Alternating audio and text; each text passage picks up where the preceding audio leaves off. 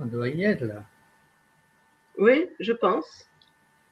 Le compte à rebours est terminé. Voilà, le compte à rebours est terminé, donc je pense qu'on peut commencer. Alors, plus de messages ci-dessous. Alors, on va voir. Règlement code Covid. En direct. Donc, c'est bon, c'est en direct, c'est plus non connecté. Mhm. Voilà, donc je pense qu'on peut. Je ne sais pas si on peut commencer. Hein. Normalement, oui. Hein. Attendez, activer les sons. Bon, ah, action. Voilà, en principe, je pense qu'on devrait pouvoir commencer, en tout cas. Hein. Alors, on va appeler.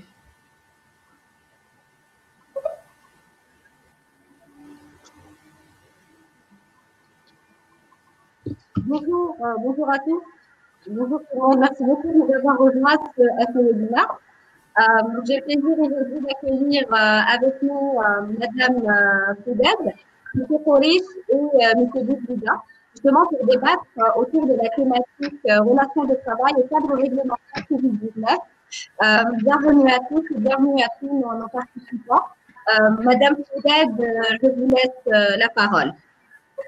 Merci beaucoup, Yasmine. Merci. Bonjour à tous. On va essayer de répondre à toutes vos questions. Avant cela, donc, je vais d'abord vous présenter les personnes qui vont intervenir. Donc, Monsieur Koresh, qui est professeur en droit social, donc universitaire, et qui intervient donc à titre de consultant externe au niveau de l'Institut national du travail. Monsieur Boudjlida, Monsieur Boudjlida donc est l'ex-directeur général de l'Institut national du travail. Il est en retraite actuellement. Il a occupé plusieurs postes donc en tant que directeur régional de différentes inspections du travail. Et moi-même, donc, je suis plus ou moins spécialisée dans le domaine du management RH. Et donc, je suis un peu en face de ces deux messieurs, dans ma profession. Donc, je suis également en retraite et consultante au sein de l'INT. Ce que je voulais également préciser, qui est essentiel pour nous, c'est que nous intervenons à titre personnel. Ce que nous allons exprimer n'est pas le point de vue de l'Institut national du travail, mais notre point de vue à titre de consultant et d'expert et la façon dont nous voyons un peu ces questions de liaison entre la relation de travail et le cadre réglementaire concernant le Covid-19. Donc, vous pouvez poser toutes les questions que vous souhaitez. Avant les questions, donc, M. Kovic va intervenir pour clarifier le dispositif réglementaire lié au Covid-19 et donner un certain nombre de pistes de réflexion autour de ce dispositif.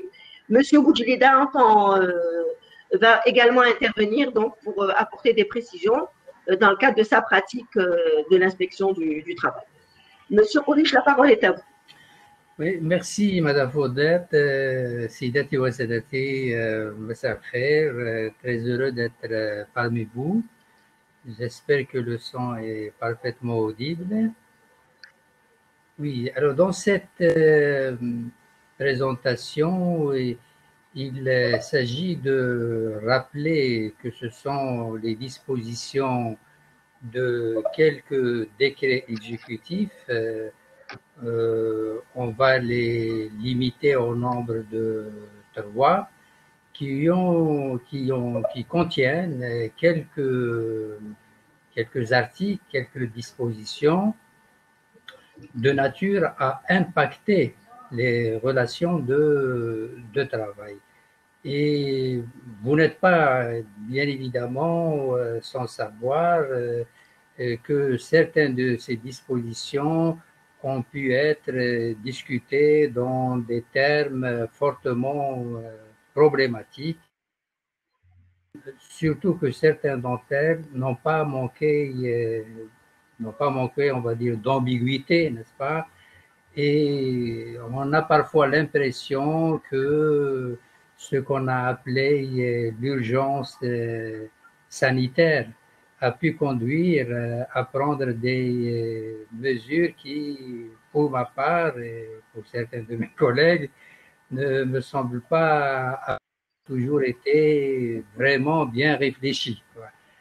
Alors, au nombre de ces décrets, l'histoire commence en mars par le décret exécutif 2069 qui a institué l'obligation d'un congé qui a été qualifié de congé exceptionnel rémunéré de 50% des personnels des institutions et administrations publiques, qui, à cette occasion, a priorisé pour le bénéfice de ce congé ainsi défini un certain nombre de catégories de personnel, parmi lesquelles les femmes enceintes, les femmes élevant des enfants, et à ce moment-là, sont définis l'âge de ces enfants. On avait parlé d'enfants de bas âge, mais il n'en était pas question dans ce décret. Il s'agissait seulement de femmes élevant des enfants,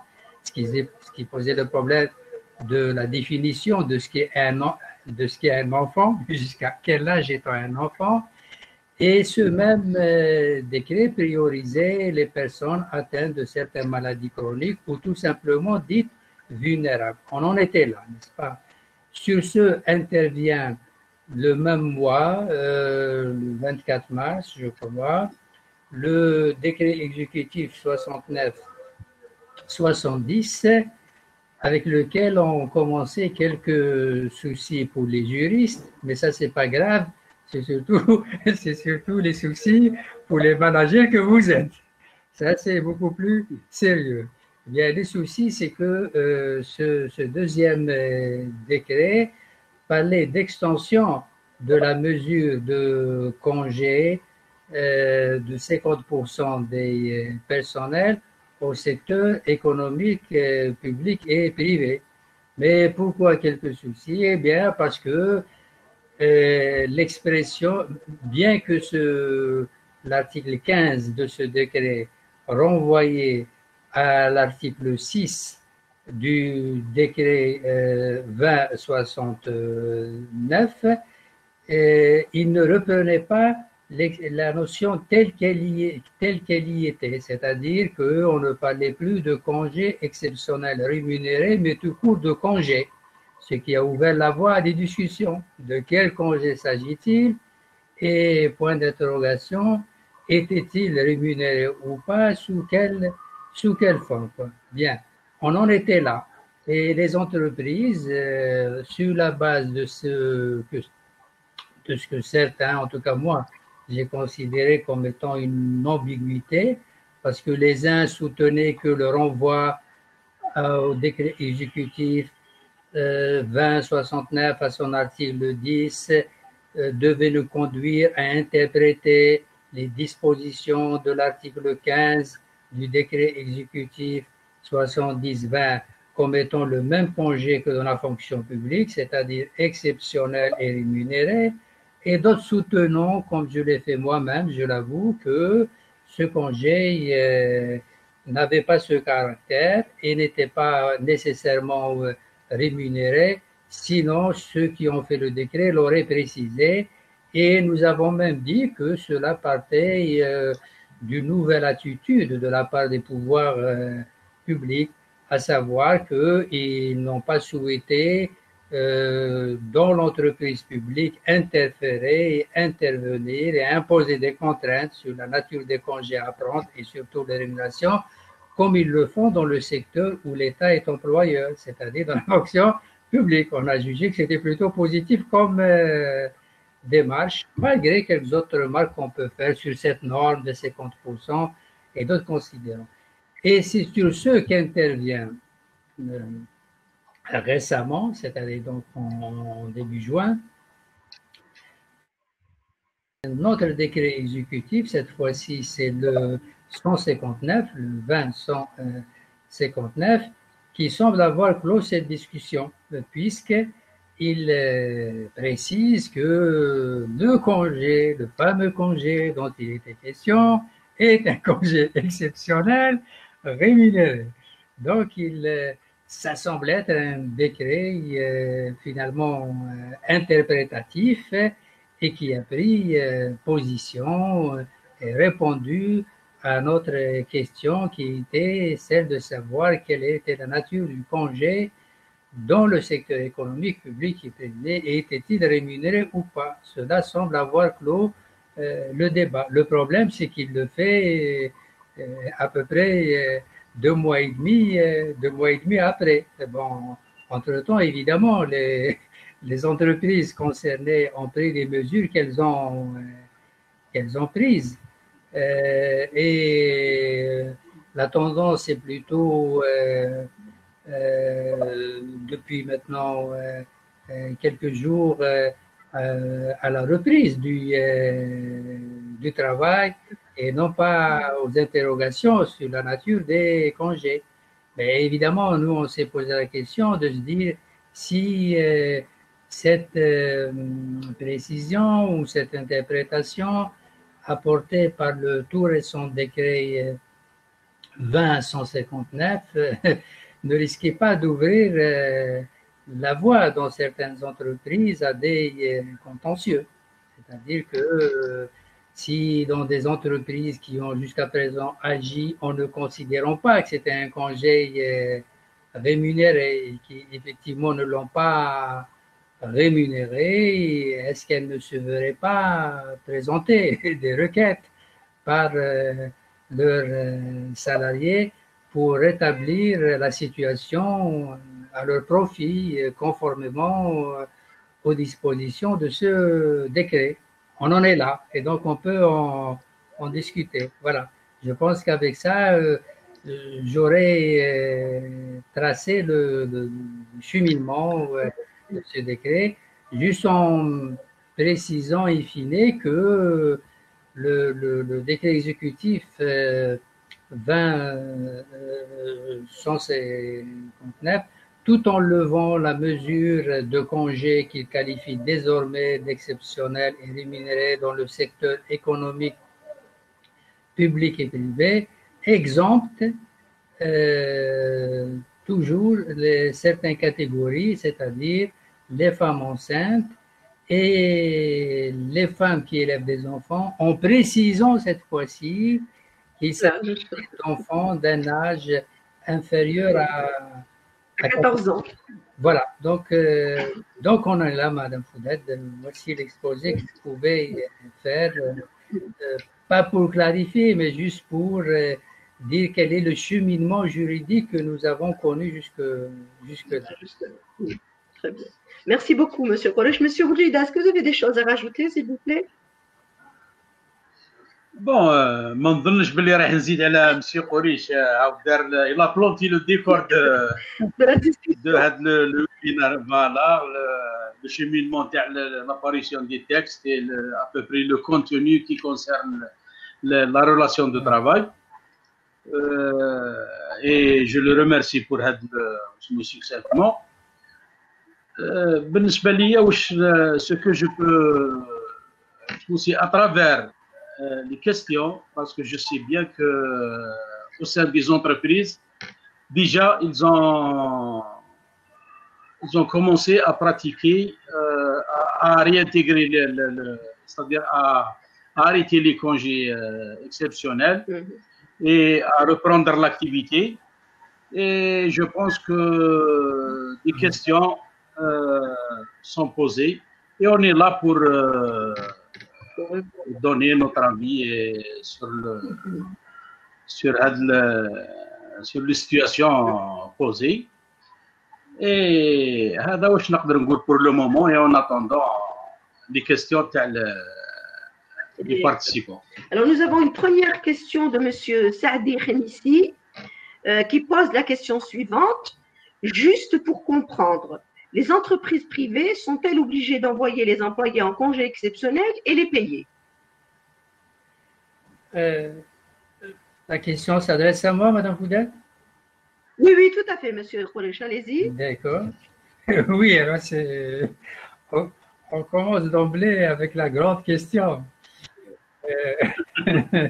Oui, certainement. D'abord, commençons par dire que les deux décrets exécutifs, c'est-à-dire le 20-70 et le 20-159 ne font aucun statut à part aux entreprises privées.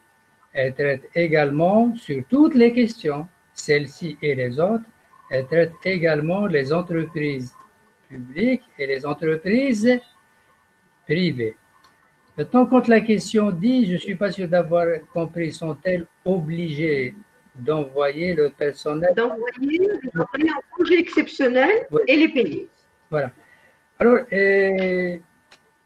c'est pas sûr que à moins que je n'ai pas, à moins que je ne comprenne pas bien l'intention de la personne qui a posé la question, je dirais la chose suivante, c'est que jusqu'à la publication du décret exécutif 20-159,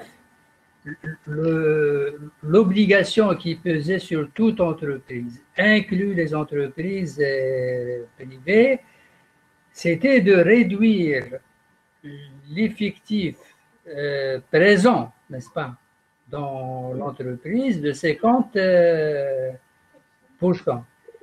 Et Oui, au titre de ce que les décrets ont appelé le congé exceptionnel, et de le rémunérer. On est bien d'accord sur ça. Mais depuis la publication du plus récent décret, c'est-à-dire le 20-159, c'est plutôt la reprise, c'est-à-dire le décret dit qu'il est mis fin à l'obligation qui était faite aux entreprises, qu'elles soient publiques ou privées, de mettre en congé exceptionnel rémunérer leur personnel. On est bien d'accord. Mais sous réserve qu'elles soient en mesure d'assurer le transport du personnel nécessaire à cette activité. Et en acceptant toujours les femmes enceintes, les enfants d'un âge inférieur à 14 ans. Donc, au jour d'aujourd'hui, c'est-à-dire avec le texte en vigueur, eh bien, on va dire oui, c'est-à-dire que l'entreprise est seulement obligée de mettre en congé exceptionnel rémunéré les personnes qui ont été exemptées, c'est-à-dire les femmes enceintes et celles qui élèvent des enfants jusqu'à un certain âge, mais pas le reste du personnel. Je ne sais pas si cela répond à la question parce que j'aurais voulu... J'espère que la personne... Voilà, M. Sadi, donc vous nous dites, s'il vous plaît, si cette question si vous avez compris donc cette question et si vous avez des questions, encore quelque chose à préciser ou à confirmer. Monsieur Boudjlida, est-ce que vous avez quelque chose à rajouter par rapport à ce que Monsieur Kodesh vient de dire, s'il vous plaît? Non, c'est bon. Pour les entreprises, soit publiques ou privées, ils sont obligés d'envoyer les employés en congé exceptionnel, mais seulement les femmes enceintes et les femmes qui اللي يربيوا الاولاد اقل من 14 سنه يعني اللي عندهم اقل من 14 سنه ils sont obligés de leur donner un congé exceptionnel. Rémunéré, comme a dit M. Khourish, parce que rémunéré et leur donner un salaire, c'est différent. Tout à fait. Donc, voilà, donc les entreprises sont obligées de donner un congé exceptionnel pour être la catégorie de travail. Alors, nous avons une deuxième question de M. Samir Moharani. Quel est le rôle du CNAC? À mon avis, celui qui a accordé le congé exceptionnel doit en assumer les conséquences financières. Oui, bonne question. Il y a une chose sur laquelle, je crois, nous ne sommes pas entendus, mais comme nous sommes tout à fait dans les premières minutes du webinaire, oui. On peut encore la régler. C'est que les personnes qui interviennent peuvent nous préciser dans quelle langue elles souhaitent avoir la réponse. Voilà. Donc, il n'y a pas de problème. C'est-à-dire que M. Boujlida, comme moi, pouvons répondre soit en langue arabe, soit en langue française. Donc, si la personne le précise et le souhaite. Voilà. Bien. Alors, ceci dit, oui, sur la question elle-même. Bon, la personne qui a posé la question n'est pas sans savoir quelle est exactement la mission de la CNAC.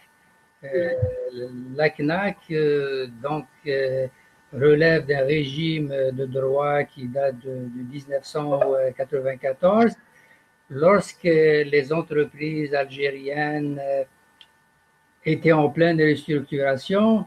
C'est peut-être le pays entier qui était en pleine restructuration, qui était politique, économique.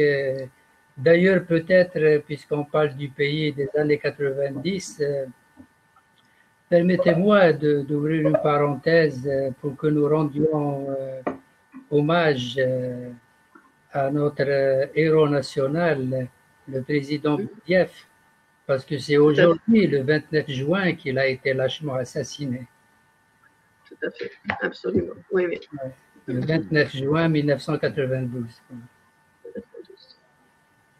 Alors, pour revenir à la question, donc la CNAC est créée dans des circonstances de restructuration parce qu'on allait fermer des entreprises, on allait surtout licencier des personnels, et on a imaginé cette institution et le régime qui lui est attaché pour prendre en charge socialement les personnes qui allaient se trouver sans emploi et donc sans revenus. Donc on le sait bien que la CNAC est un système de prise en charge d'une catégorie seulement de chômeurs. Il s'agit de ceux qui, dans le cas d'une opération de compression des effectifs, ont dû être licenciés parce qu'il n'y a pas eu pour eux une autre solution parmi celles qui peuvent être envisagées, et notamment parce qu'ils ne réunissaient pas les conditions d'une mise à la retraite anticipée. Bien, donc, et depuis, les choses n'ont pas évolué. Nous en sommes restés là. C'est toujours la même CNAC de 1994 que nous avons aujourd'hui. Au moins pour ce qui est la prise en charge du chômage, parce que sur d'autres questions, ils ont évolué, n'est-ce pas? Or, à quoi nous sommes confrontés aujourd'hui? Ce n'est pas au premier plan, si je dis au premier plan, parce que je vais révéler qu'il y a un deuxième plan. Aujourd'hui, au premier plan, ce n'est pas la mise au chômage définitif d'une certaine personne. Au premier plan, il s'agit plutôt, on va dire, d'un chômage qui serait un chômage temporaire, c'est-à-dire des personnes qui, en raison de mesures de confinement, ne peuvent pas rejoindre le travail ou bien ont dû être mises en congé, et qui fait que temporairement, on peut dire qu'elles sont au chômage. Ce que d'ailleurs les entreprises, pas le droit, ce que les entreprises appellent, c'est l'expression qu'elles ont trouvée, chômage technique. Sauf que dans ce cas-là, il n'a rien de technique, n'est-ce pas? Oui, c'est un chômage qui est lié à des mesures sanitaires. Il n'a rien à voir avec des considérations techniques à l'organisation de l'entreprise ou à son approvisionnement ou d'autres considérants techniques internes à l'entreprise. Donc, sa qualification de technique n'est pas forcément appropriée, mais ce n'est pas bien grave, on sait de quoi il s'agit. Donc, le régime juridique actuel n'habilite pas la CNAC à prendre en charge le chômage temporaire. Et évidemment, on peut toujours penser dans le cadre de l'Institut national du travail et dans un petit rapport, moi je l'avais suggéré, M. Dridi, le directeur général de l'Institut national du travail qui est à l'écoute le sait, pourra le confirmer, on avait suggéré que à cette occasion, les pouvoirs politiques qui ont pris bien des mesures et qui ont pris des mesures, alors disons-le carrément, c'est-à-dire qu'ils n'ont pas toujours un fondement légal, hein, disons-le, qui n'ont pas toujours un fondement légal, auraient pu aussi prendre d'autres mesures à cette occasion-là et mettre à contribution la CNAC pour indemniser ce type de chômage, fût-il temporaire.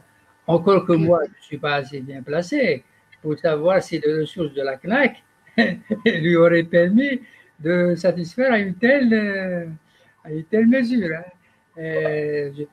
Je n'en sais rien. Alors, notons simplement, pour que je ne sois pas plus long que je ne l'ai été déjà, notons tout simplement, alors que c'est peut-être l'occasion, quand le moment viendra de l'évaluation, que les gestionnaires qui nous écoutent, que les femmes et les hommes d'entreprise qui nous écoutent, et puissent agir auprès des pouvoirs publics pour faire évoluer ces questions, et notamment réfléchir aux mesures de prise en charge de types de chômage qui ne sont pas de même nature que celui dont se charge actuellement.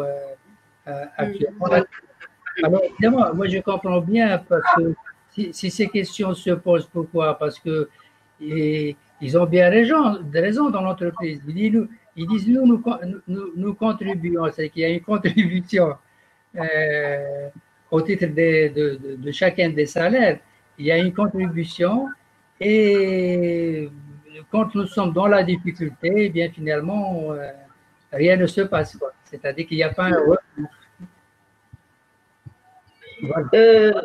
Pour compléter, ce qui est important aujourd'hui, c'est peut-être que les entreprises puissent aujourd'hui se fédérer et constituer une force de proposition pour trouver toutes les solutions d'indemnisation de cette situation que vivent la plupart des entreprises aujourd'hui. C'est important de se constituer comme force de proposition. Oui, alors peut-être quand même, parce que parfois c'est bien de s'arrêter de parler pour avoir une idée. Voilà. Oui. Non, pour compléter la réponse à la question qui a été posée. Oui, dans la situation dans laquelle nous sommes, la CNAC pourrait, n'est-ce pas, monsieur, l'auteur de la question, la CNAC pourrait avoir à intervenir si, du fait de cette épidémie et si du fait des mesures qui ont été prises par l'État, sans qu'il y ait eu nécessairement, en tout cas pas à ma connaissance, si je me trompe, on pourra me corriger, mesures prises pas nécessairement en concertation avec le monde du travail, c'est-à-dire avec des organisations patronales et des organisations syndicales de travailleurs qui savent ce qu'est une entreprise. Voilà. Ce que ne sait pas forcément un conseiller juridique au Premier ministère qui va décider de ce qu'il faut faire. Eh bien, oui, elle pourrait avoir à intervenir si du fait de toutes ces mesures, pas forcément réfléchies, l'entreprise connaît une situation finalement économique difficile qui la conduirait dans le cadre de la législation de 94, c'est-à-dire le décret législatif 94-09, à mettre en œuvre un plan de compression des effectifs pour raisons économiques.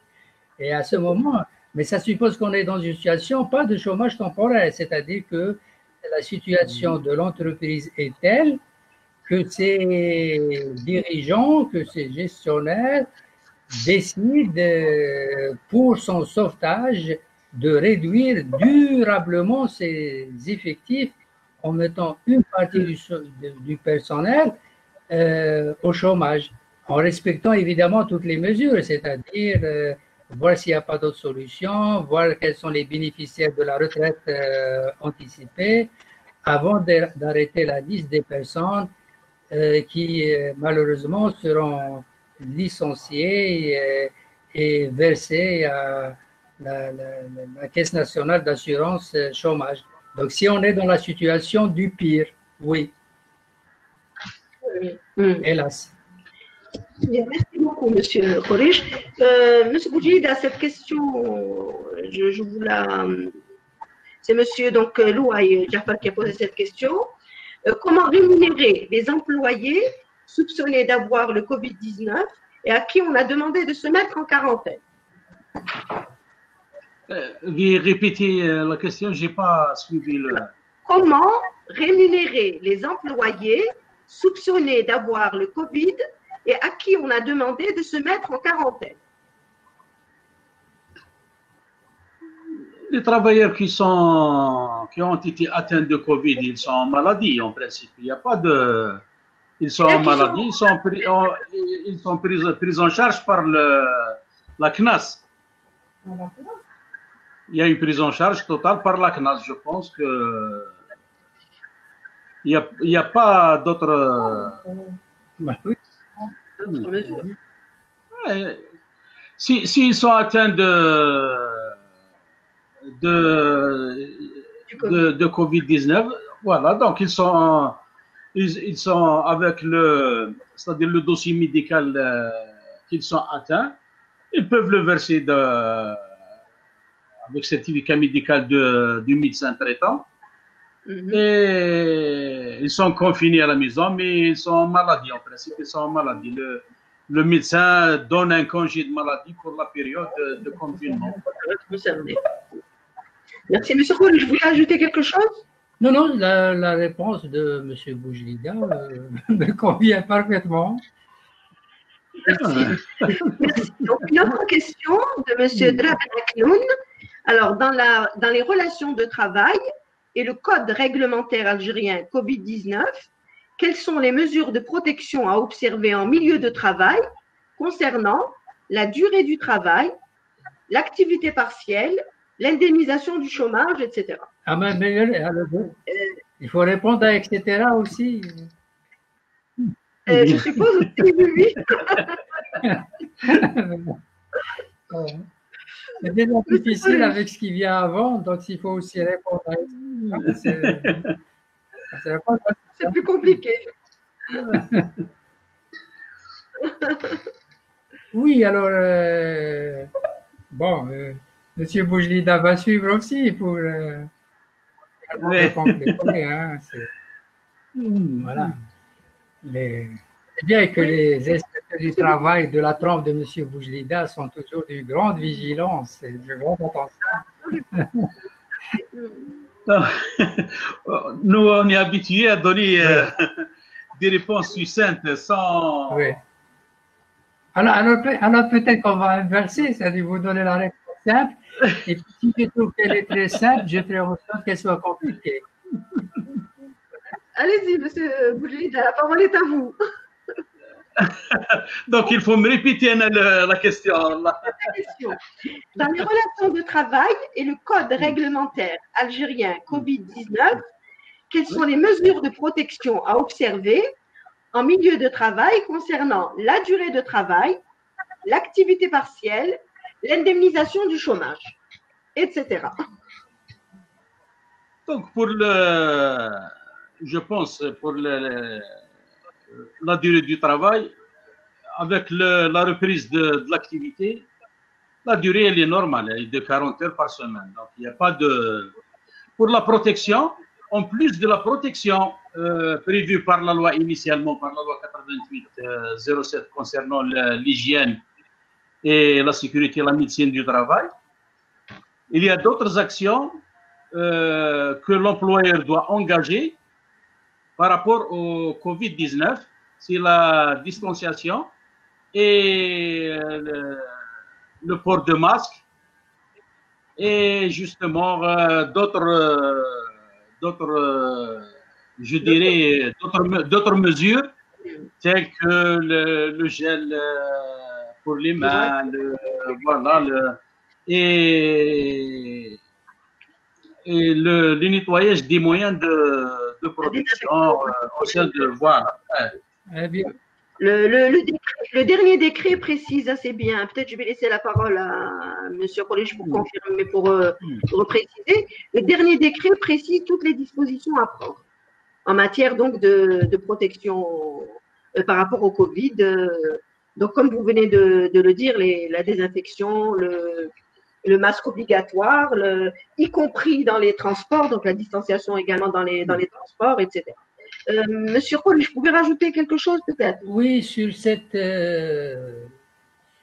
point précisément, si je reviendrai sur celui qui a été évoqué en premier. Bon, évidemment, il y a ce qu'a dit M. Boujlida, le rappel que vous avez fait, mais moi je considère le plus simple, c'est dès lors qu'il y a de la part de l'entreprise un intérêt, et c'est heureux qu'il y en ait un, au-delà de l'obligation qui leur est faite, eh bien, ça serait bien quand même qu'elles se rapprochent de leur médecin du travail habituel, puisqu'elles sont censées inscrire des opérations de médecine du travail. Et par rapport à ce qui particularise leur entreprise, leur organisation de travail, leurs conditions de travail, ils pourraient peut-être attirer leur attention sur des mesures qui seraient spécifiques et qui ne sont pas les mesures de type général qu'on peut prévoir dans un décret exécutif, mais qui n'échapperont pas à la vigilance d'un médecin du travail. Donc ça, c'est le conseil que je donne. Oui. N'oublions pas que les entreprises ont des commissions d'hygiène et de sécurité qui peuvent proposer des mesures. Des commissions au sein de l'entreprise même qui peuvent proposer des mesures de protection pour les travailleurs. Des mesures complémentaires. Moi, je disais ça parce que je sais que les médecins du travail ont été particulièrement instruits pour se préoccuper spécifiquement de cette question-là. Donc, il serait mieux indiqué que nous, n'est-ce pas? Oui, bien sûr. Pour dire à l'entreprise concernée ce qu'elle devrait faire, étant entendu que, bon, je crois savoir, bon, M. Dédi, le directeur général de l'Institut national du travail, pourra le confirmer, qui n'est pas exclu, qu'il pourrait y avoir, mais je ne sais pas évidemment dans quel délai, peut-être un webinaire qui va associer les équipes, justement, hygiène, sécurité, médecine du travail, qui interviennent à l'Institut national du travail et qui pourront peut-être parler spécifiquement de ces questions-là. Alors, sur les heures de travail, nous sommes passés par deux phases. Il y a la phase où avant la levée du confinement, voilà. Et qui est la phase où les horaires de travail étaient contraintes par les mesures qui limitaient. À 17h, donc oui, qui limitaient la liberté de circulation, qui limitaient la liberté sur la voie publique, qui contraignaient les entreprises à des horaires inhabituels. Et comme l'a dit M. Boujlida, depuis que cette mesure a été levée, et pour les entreprises qui peuvent assurer elles-mêmes le transport, parce que c'est levé, oui, absolument. Assurer elles-mêmes le transport, elles pourraient, je pense, travailler selon des horaires normaux. Et je pense que même quand il y avait cette contrainte, n'est-ce pas, M. Boujlida, on pouvait obtenir des autorisations de circuler ou d'utiliser le transport du personnel, n'est-ce pas? Tout à fait. Oui, Dans oui, absolument. l'activité pharmaceutique, ils ont eu les autorisations, y compris la nuit. Hein. Voilà. Bon, alors, mais le monsieur posait aussi la question. Bon, celle-là, on a déjà répondu, on ne reviendra pas. Il avait parlé du chômage. On est... Et donc, l'indemnisation du chômage. Donc, on a plus ou moins répondu à la personne qui était à. J'espère plutôt plus que moi. Donc, il y a une autre question de monsieur Amin Khodish. Si un homme est veuf avec des enfants à charge en dessous de 14 ans, peut-il bénéficier de la même exception que la femme? Ah, voilà une question intéressante. Voilà. Non, c'est vrai. Non, je ne plaisante pas. Voilà, ça, j'aime bien ce genre de question. Oui, parce que je m'étais moi-même posé cette question. Je crois que j'en avais discuté avec ma femme, justement. Et j'ai dit pourquoi ils ont mis spécifiquement la femme qui élève des enfants. Parce que il y a parfois dans certaines situations, je ne suis pas sûr qu'elle soit tout à fait générale, mais elle existe néanmoins. Les circonstances font que ce sont les hommes qui sont amenés à prendre en charge leurs enfants, quoi. Alors, effectivement, on continue. Ça veut dire quoi? Ça veut dire toujours que c'est pas bon lorsqu'il n'y a que des hommes qui font la législation du travail. Je peux donner plusieurs exemples. Et je les donne parfois dans mes cours. Hein. C'est-à-dire que parce que on n'en a pas le temps ici, j'ai plein d'anecdotes là-dessus. Parce que quand c'est des hommes qui font la réglementation et la législation, il y a beaucoup de choses qu'ils ne voient pas, n'est-ce pas? Et puis avec ce qui est notre société, évidemment, on considère que c'est naturel que ce soit la femme. Alors, tout ceci, ça ne répond pas à la question, mais je ne vais quand même pas la fuir. Alors évidemment, si on faisait une interprétation des textes, et là, excusez-moi, je suis obligé d'être un petit peu compliqué. Si on fait une interprétation formelle du texte, bah évidemment, le chef du personnel, le DRH, pourra dire non, monsieur, elle dit c'est la femme qui élève des enfants. Et pour autant que je puisse voir, vous ne semblez pas ressembler à une femme, quoi. Voilà. Et ça, c'est une interprétation stricte, formelle, sur laquelle il s'appuierait pour ne pas accorder ce congé. Mais si on a une gestion intelligente et que cette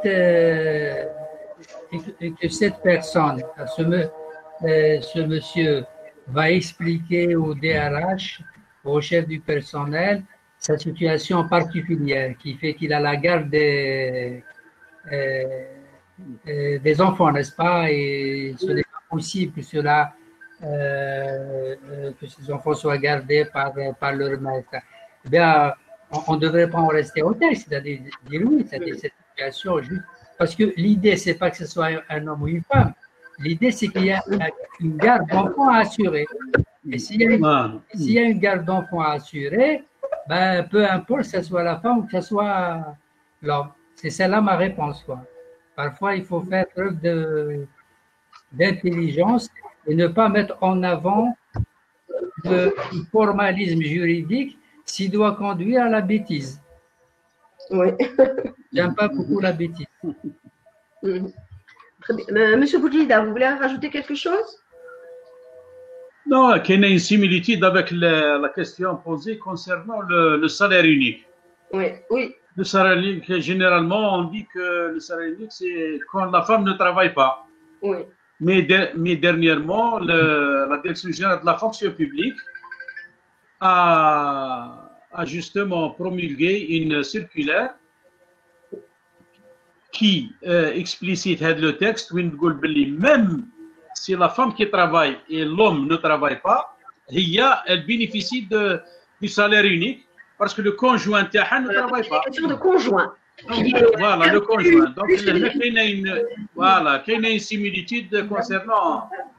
Je peux dire une chose, il compte déjà l'employé, peut-être que l'entreprise connaît en avance على بالها بلا situation du salarié C'est ça. باللي عنده des enfants et il élève des enfants قادره تكون sa femme handicapée ولا قادره تكون اي سي با يعني تقدر ما كاينش قادره تكون لا فام تاعو handicapée.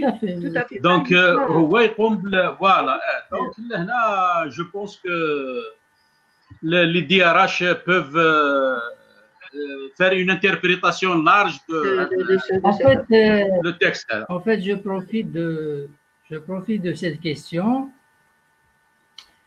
et en espérant, je pense que c'est le cas, que des fonctionnaires de certains ministères et particulièrement du ministère du Travail sont à l'écoute pour élargir le sujet et dire que parce que parfois, et j'entendais hier le directeur général de l'INT, M. Dridi, le dire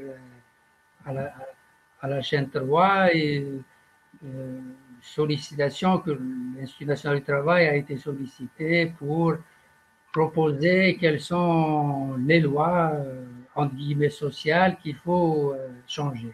C'est-à-dire, on se pose toujours la question en termes quelles sont les lois qu'il faut changer. Mais on ne se pose jamais la question quelles sont les lois qui n'existent pas et qu'il faut introduire. Tout à fait. Alors, vous allez me dire quel est le lien. Ben, le lien, il existe avec cette question. En Algérie, nous n'avons pas de loi ou nous n'avons pas un dispositif juridique assez riche. Il y a quelques dispositions éparses, beaucoup plus dans le statut général de la fonction publique, mais aussi dans la loi de 90 sur les relations de travail, mais nous n'avons pas un vrai dispositif sur ce que l'Organisation internationale du travail appelle, il y a une convention internationale à ce sujet, non ratifiée par l'Algérie, sur les relations de travail et les responsabilités familiales. Où on introduit on prend en considération aussi bien l'homme, la femme, et on introduit tout un dispositif qui permet de concilier, pas quand il y a le Covid, pas quand il y a une épidémie, une situation d'exception, qui permet de concilier en tout temps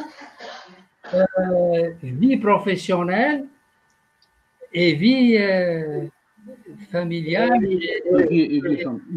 J'ai présenté moi-même, il y a je crois 4 ou 5 ans, je ne me souviens plus, dans un séminaire international, une communication sur ce sujet où malheureusement, qui concernait d'ailleurs le pourtour méditerranéen, et où malheureusement je n'ai pu que, à mon regret, que relever la grande faiblesse de notre droit. Voilà, quand il s'agit de concilier responsabilité, vie professionnelle et responsabilité familiale.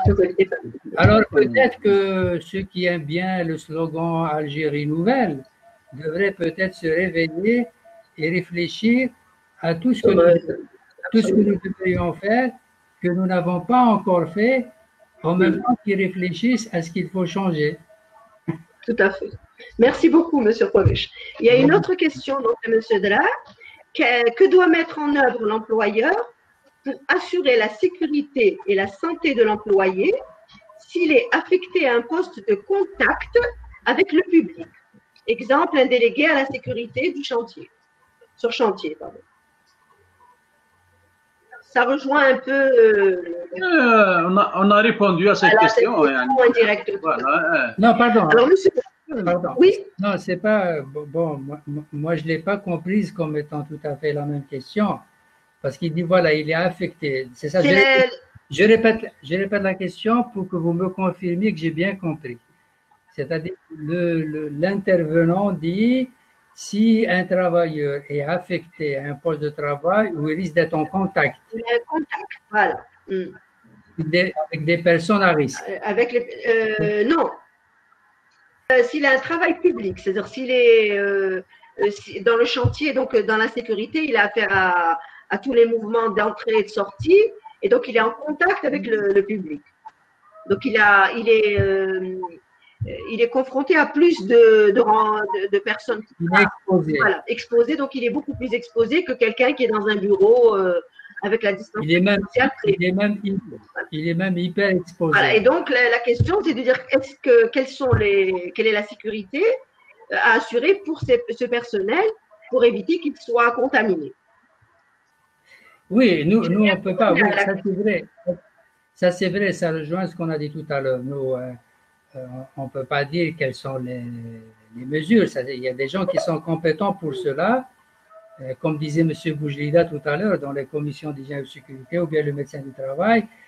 Nous, ce que nous disons du point de vue du droit du travail, si cette personne a un droit à la protection et que du fait de son exposition, des mesures particulières devraient être prises en termes surtout de distanciation. Et ça, c'est pas seulement sur les chantiers. Hein. Aujourd'hui, si vous allez dans un lieu qui accueille du public, je ne sais pas, et vous êtes... Les agences commerciales pour Sonelgaz, pour dans une banque, dans un guichet d'Algérie, nous y allons tous. Le personnel, il reçoit des centaines, des milliers de personnes par jour, n'est-ce pas, qui viennent de différents endroits. Et des mesures ont été prises pour que les personnes, les citoyens qui viennent solliciter ces services publics soient relativement tenus à distance. Voilà, donc c'est la même chose. Ça, c'est des mesures à prendre in situ. Tout à fait. Sachant que maintenant le masque est obligatoire pour l'ensemble en lieu public. Absolument. Alors, donc, il y a à la fois une proposition et une question non sous-tendue de M. Idriss Oulefri. Donc, est-ce qu'il n'est pas urgent pour les pouvoirs publics de lancer les chantiers pour l'élaboration du dispositif légal devant encadrer le chômage partiel, le télétravail, les cas de force majeure et enfin l'intervention de l'État pour compenser les pertes subites du fait du Covid-19? Oui. Alors, ça, c'est pas M. Idriss Oulefri, c'est notre cher ami Idriss Oulefri. Notre cher ami, devrions-nous dire. On le salue. Voilà, c'est pas la paix qui se cache derrière monsieur. Il jouait à l'anonymat. Et je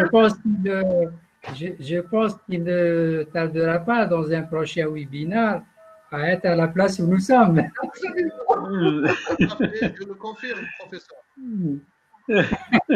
Voilà, monsieur Drécy me dit qu'il me confirme, n'est-ce pas? Voilà. Et donc, il fait partie donc il aura répondu lui-même à sa question. Tout à fait. Donc ensuite, M. Ben Aknoun a reprécisé une question. Donc, quelles sont les provisions et acomptes à fournir au sein de l'entreprise par la direction générale, pour protéger et récompenser ceux qui travaillent durant l'épidémie Covid-19? Mais là, vous avez zappé la question de... Monsieur, je pense qu'on y reviendra en conclusion pour apporter un peu toutes les pistes, pour ramasser un peu toutes les questions et quelles sont toutes les pistes à investir dans le cadre de relations de travail Covid-19. Alors, il faudra la répéter. Je la garde donc un peu pour la conclusion et les recommandations que nos experts donc, doivent formuler à la fin de ce webinaire. Donc, pour l'instant, la question qui se pose, ça serait de savoir comment récompenser ceux qui travaillent plus, qui ont travaillé plus. Qui est particulièrement exposé. Voilà. C'est ça. Donc, je reprends la question si vous permettez. Quelles sont les provisions et acomptes à fournir au sein de l'entreprise par la direction pour protéger et récompenser ceux qui travaillent durant l'épidémie Covid-19? Oui.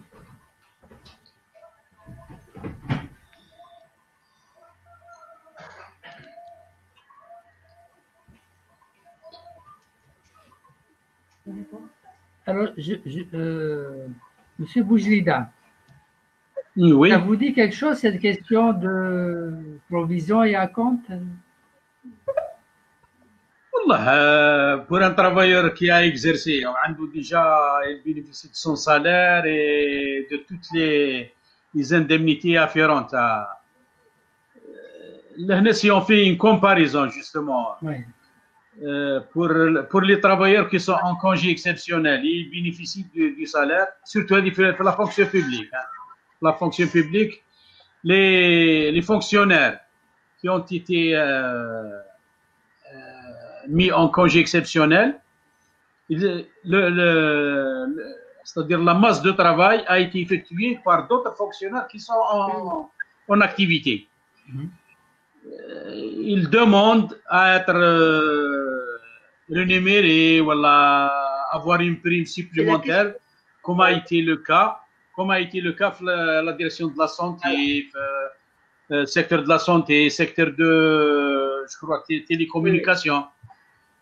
Leur tutelle a mis en place des indemnités d'encouragement pour les travailleurs qui ont assuré ou qui ont exercé durant la période de le Covid-19. Après, il y a... Est-ce qu'on peut l'étendre?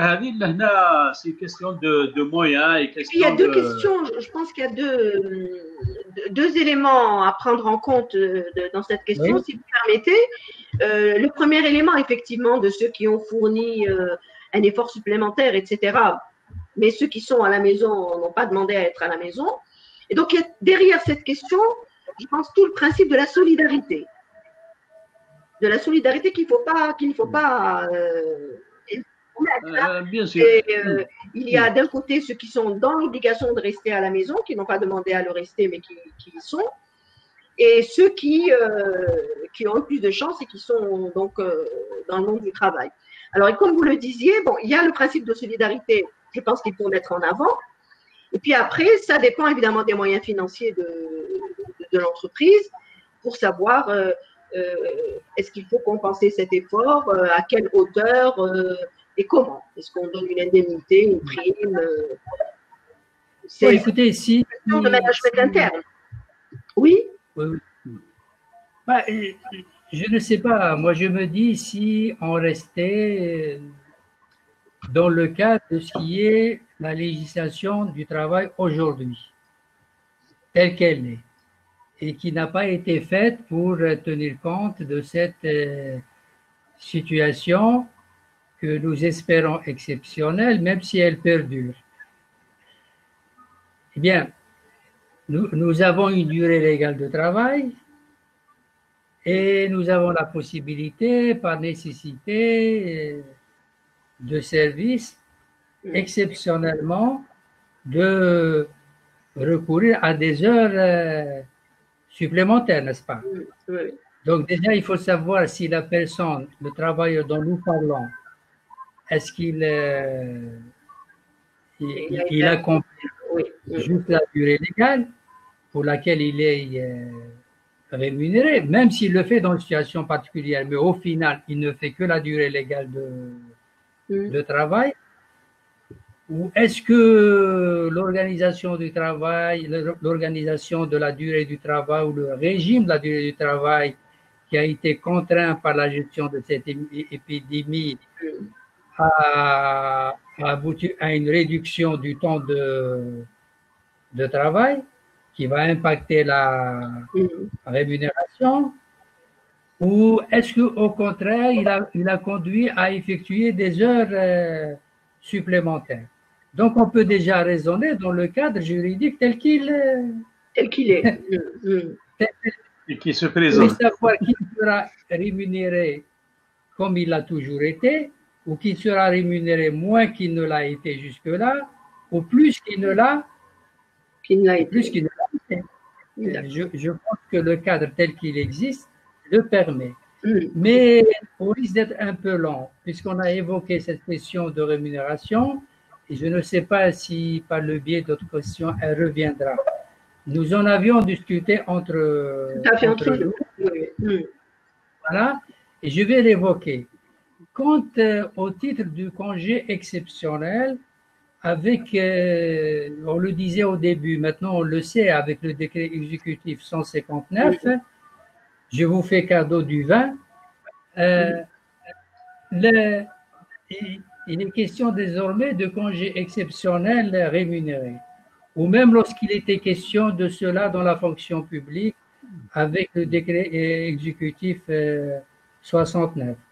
Et ensuite, la question du 70 et tout cela, quoi. Toute cette question. Et puisque Driss est là, il sait combien on a par email, nous en avons débattu. Nous avons débattu ensemble, quoi. Eh bien, moi, je ne comprends pas par rémunérer maintien de la rémunération. Tout à fait. Rémunérer, ça ne veut pas dire maintien de la rémunération. Parce que dans d'autres dispositions, la législation du travail, quand c'est le cas, on parle de maintien de la rémunération. On utilise des expressions qui nous amènent à comprendre que le travailleur doit garder la même rémunération. Moi, ce n'est pas ça que je lis dans les décrets exécutifs, que ce soit 69, 70 ou 159. On dit avec rémunération. Je ne comprends pas que c'est forcément maintien de la rémunération que le travailleur percevait habituellement, c'est-à-dire qu'il doit garder sa fiche de paie intacte. Bien, s'il est en congé exceptionnel et qu'on lui sait une rémunération, eh bien oui, il peut y avoir une rémunération, mais un taux qui est différent de celui de la rémunération qui lui était, c'est tout à fait. Et qui reste à discuter et qui sera forcément inférieur. Et on s'attache aux mots qui sont utilisés dans les... C'est important. Bien sûr, qui sont utilisés dans les textes. Dans le texte réglementaire. De plus, nous en avons discuté. On a dit quand on parle de mettre en congé exceptionnel 50% des effectifs, ben, ça ne donne pas un tableau, ça ne donne pas une situation où 50% du personnel travaille et 50% est au chômage. Ce n'est pas du tout ça. Nous avons dit que si l'organisation du travail, ou les qualifications, le process de production le permet, ça peut être juste une alternance d'équipe de travail. Oui. C'est-à-dire que c'est tout le monde qui travaille, mais alternativement. Donc, c'est tout le monde qui travaille à temps partiel. Tout à fait. Donc, c'est tout le monde qui est rémunéré, mais rémunéré à temps partiel. Oui, tout à fait. Voilà. Merci beaucoup. Alors, une autre question de M. Saïd Tapti. Le décret exécutif 70-20 du 24 mars 2020 prévoit la compensation des éventuels préjudices occasionnés par les mesures de prévention et de lutte contre la propagation du coronavirus. Qu'en est-il de la mise en application de cette mesure? On attend la promulgation de ce texte. Oui, justement, M. Boujlida suggère. Oui, non, mais bien sûr, M. Boujlida suggère qu'on attend déjà qu'ils aident sur le wahayet. On nous dit comment il faut le faire. Déjà qu'ils voient le jour, ensuite on va... Non, mais je comprends très bien la question de l'intervenant. Oui. Non, lui, l'intervenant entend par application, c'est-à-dire la promulgation de ces décrets. On ne peut pas, c'est celle-là la question. Eh bien, jusqu'à présent, vous comme nous, cher monsieur, nous n'avons pas vu de texte réglementaire publié qui organise les compensations promises par les pouvoirs publics. Et sur ce, j'ajoute quelques commentaires. Il y a quand même quelques points d'interrogation. C'est-à-dire quand on dit c'était l'article 16, je crois. 16, oui. Voilà, du décret exécutif. Non, c'était juste un peu pour tester ma mémoire. qui promettait aux entreprises qui auraient, du fait des mesures prises par les pouvoirs publics, subi un préjudice, c'est comme ça qu'il l'appelait, un préjudice, des textes particuliers viendraient prévoir des compensations. Bien, mais ça aussi, ça, pour moi, c'est un peu énigmatique, c'est-à-dire d'abord, quelle est la nature de ces préjudices, l'étendue de ces préjudices, qu'est-ce qu'on met dedans, n'est-ce pas, et quel serait le niveau de compensation. Alors, par exemple, dans un échange qu'on a eu il y a plusieurs mois, mon ami Driss Oulfrey et moi-même, et Driss Oulfrey, lui, il suggérait, il m'a dit que quand il parle de congé exceptionnel rémunéré, il dit que ce n'est pas un congé rémunéré par l'employeur, mais en fait rémunéré dans le cadre des compensations. Dans sa vision, cette compensation peut s'étendre jusqu'à la prise en charge des rémunérations. C'est ce qu'il disait. Voilà. Bon, alors on ne sait pas, peut-être, oui. On verra bien si l'État s'intéresse à cette partie de la question, si ça ira jusqu'à compenser ou pas la rémunération ou d'autres formes. Mais pour l'instant, cher monsieur, nous n'avons pas eu vent que des mesures soient réfléchies en ce sens et moins qu'elles aient déjà été prises. Monsieur Khoury, je pense que concernant les compensations, l'État a commencé à, par exemple, pour le paiement des impôts, ils ont différé le paiement des entreprises. Ils ont différé le paiement concernant les caisses de sécurité sociale. Ils ont également différé pour certaines entreprises qui ont subi un préjudice important. Ils ont différé le paiement des cotisations. Mais la question, si vous permettez, qui se pose, est-ce qu'on peut considérer que ces actions qui ont été prises, effectivement, sont des compensations? Ben oui, justement. Ils sont présentés comme tels par l'État. C'est des avantages que. Mon cher monsieur Boujlida, ce que vous dites là m'inquiète un peu quand même. Hein? Parce que si dans l'idée des pouvoirs publics, compenser, c'est vous dire non, vous ne payez pas aujourd'hui, vous payerez après-demain. Non, différé, peut-être, c'est exonéré de. On n'est pas sorti d'affaire. Dans ce sens. On n'est pas sorti d'affaire, n'est-ce pas? Non. Alors, restons dans le droit.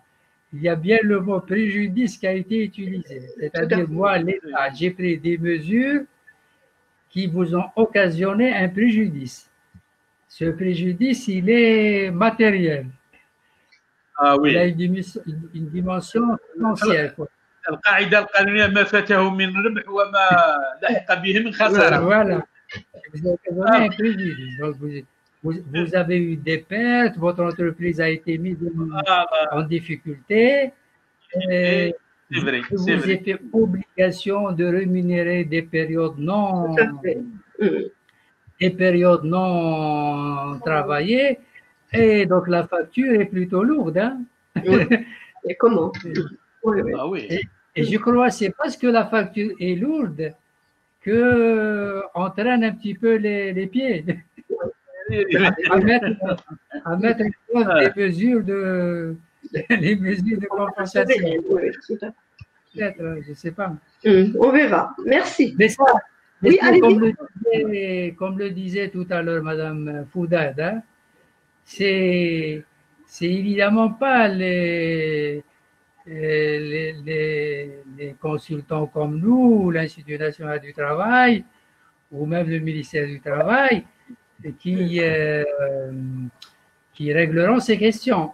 C'est-à-dire, on va répéter ce que disait Madame Foudet, c'est-à-dire, il faudrait quand même que les entrepreneurs, à travers leur organisation, ou en se solidarisant, n'est-ce pas, en se fédérant,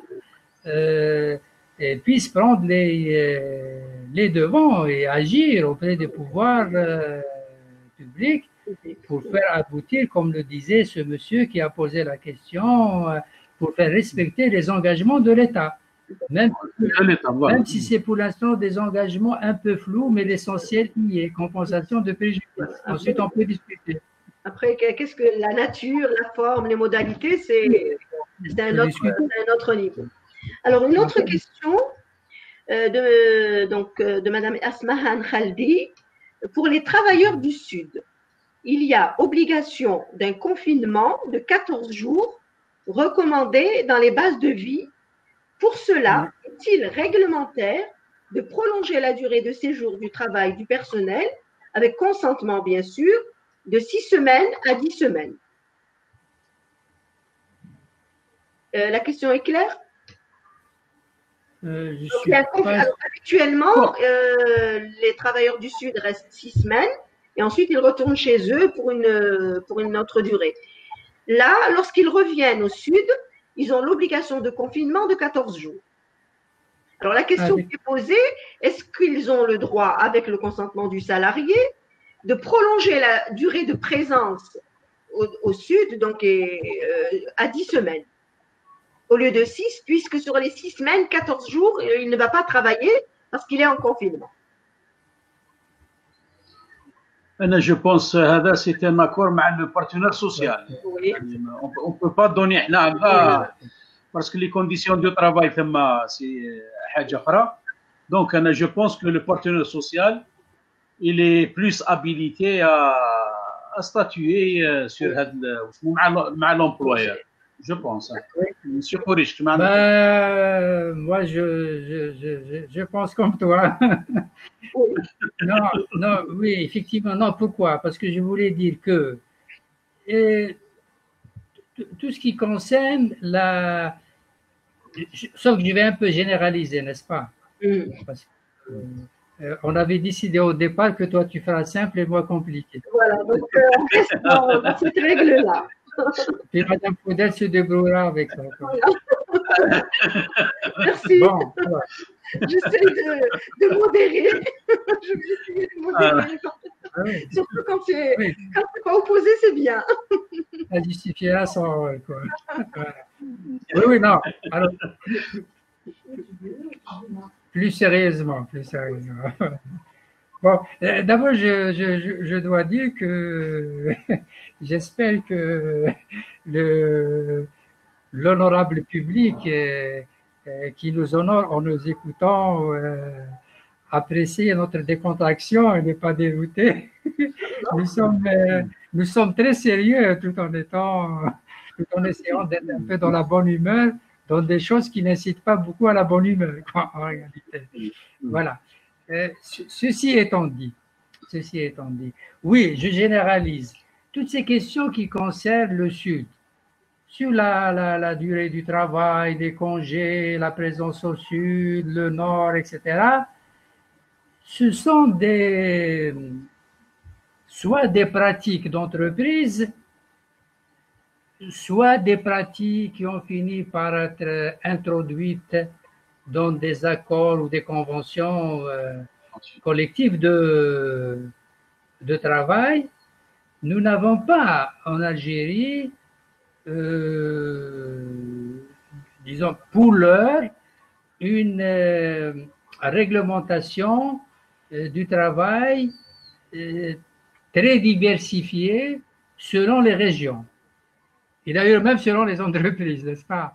Nous avons en général des normes standards. Donc, j'en profite pour dire des normes standards qui sont faites pour toutes les entreprises, quelle que soit la taille.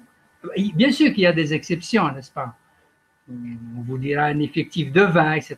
pour les délégués, du personnel, pour un certain nombre. Mais globalement, je parle globalement parce qu'on ne peut pas rentrer dans les détails. Nous n'avons pas une législation très diversifiée. Ce sont des standards, ce sont des normes standards qui s'appliquent dans toute entreprise et quelle que soit sa localisation. Eh bien, dans le Sud comme ailleurs, les entreprises, moi, ce sont des questions, j'espère qu'il est à l'écoute et qu'il apparaîtra prochainement sur nos écrans notre ami Abdenour Zitouni, hein, c'est lui le spécialiste des questions du temps de travail, que je salue s'il est à l'écoute, et que je salue même s'il n'est pas à l'écoute d'ailleurs. Oui, c'est des pratiques que parfois sont traduites en normes conventionnelles, mais elles ne sont pas dans les textes. Nous avons la même loi sur la durée, la même ordonnance sur la durée du travail. Nous avons les mêmes normes en matière de congé, quelle que soit la région. D'accord? Et donc là aussi, je m'adresse à l'Institut national du travail, donc à nous-mêmes et au ministère du Travail. Et ben, dans une future législation, il faudra bien voir qu'est-ce qui doit évoluer dans ce sens-là, c'est-à-dire qu'est-ce qu'il faut prendre en considération. Est-ce qu'il y a des adaptations à faire lorsqu'il s'agit de certaines régions et particulièrement du Sud? Donc, en attendant que cela se fasse un jour, eh bien, oui, c'est la réponse de M. Boujlida, c'est-à-dire que on ne vous répondra pas sur un plan réglementaire, ça c'est ce que vous décidez vous en interne, dans le cadre d'un dialogue social. Non, parce qu'il y a tellement de pratiques au Sud, tellement de pratiques concernant la durée légale de travail, oui. la durée du séjour. On ne peut pas, quelle que soit la réponse qu'on donne, on va liser une autre partie, on ne va pas répondre. Ça reste la liberté de la négociation. Voilà, ça risque d'être interprété autrement. Pour ça, il faut inviter Abdenour Zitouni. Voilà. Alors, une précision, si vous permettez, par rapport à la question de tout à l'heure où on a renvoyé à la sécurité sociale. Donc, pour les cas atteints, donc M. Louaï Jafar précise, ils ne sont pas encore atteints, mais ils sont en contact avec des personnes malades. Et donc, on les met en quarantaine. Ils ne sont pas encore atteints du Covid, mais ils sont, disons, sur la période d'incubation. Donc, cette précision a été apportée. Pour cette personne-là, qu'est-ce qu'il faut faire? Donc, ils ne sont pas encore déclarés atteints. Oui. Monsieur Boujlida, s'il vous plaît. Allah, ما على بالي quel statut ils ont هذا.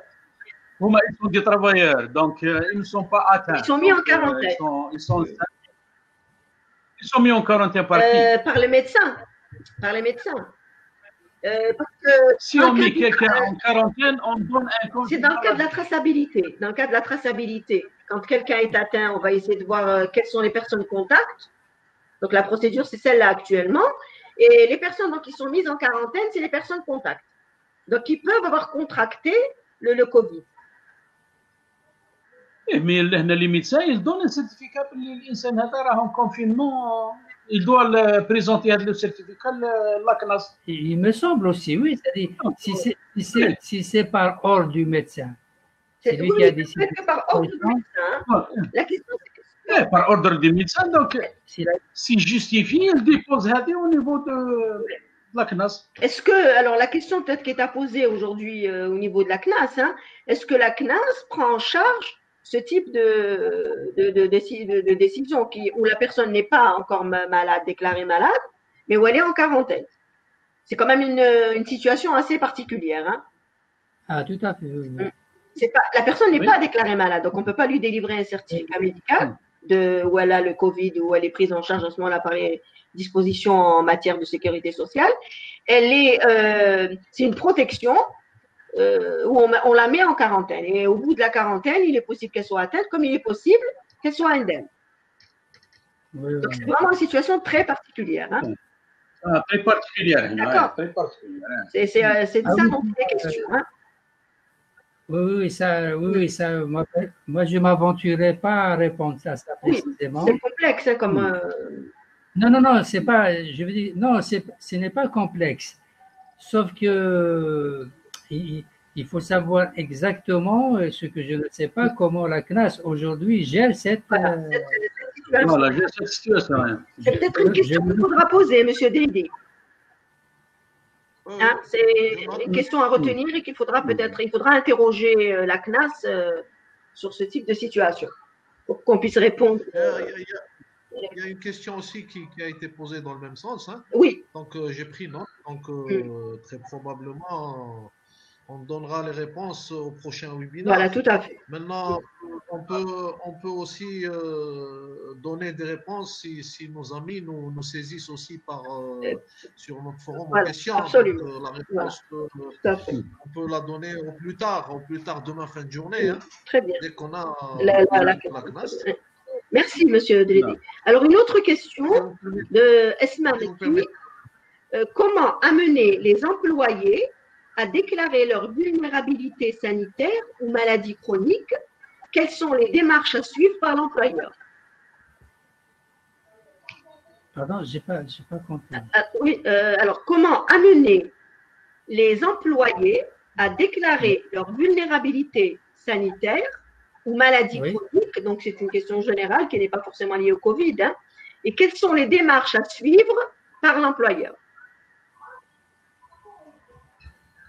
C'est lié à quoi? C'est lié au fait qu'il puisse bénéficier d'un congé exceptionnel, c'est-à-dire déclarer sa vulnérabilité. Peut-être que Mme Esma Mekki devrait nous préciser la question, s'il vous plaît.